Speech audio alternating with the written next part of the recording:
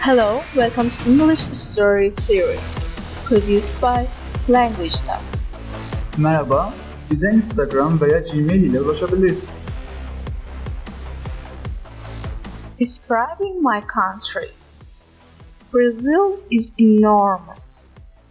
The Atlantic coast is more than 3,000 kilometers long, and in the north, south, and west there are borders with 10 different countries. The longest river is the Amazon, and Pico da Neblina is about 3,000 meters high. It's the highest mountain in Brazil.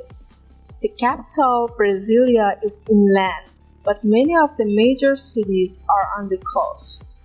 The most famous is Rio de Janeiro, which has Sugarloaf Mountain, Corcovado, and some great beaches. It is very popular with tourists.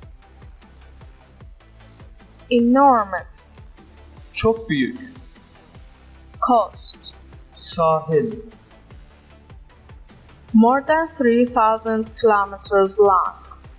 3000 kilometreden uzun. North, Kuzey, south, güney, west. batı. Borders. Sınır. 10 different countries.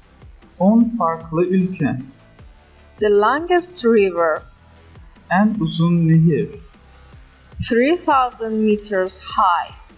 3000 metre yüksekliğinde. Is the highest mountain. En yüksek dağ. Capital.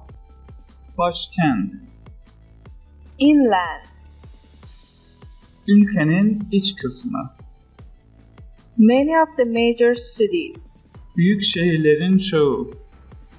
On the coast. Deniz kıyısında. The most famous. En ünlüsü. Some great beaches. Bazı harika sahiller. It is very popular with tourists. Turistlerle çok popüler. Thanks for watching this video and share with your friends. Bye bye.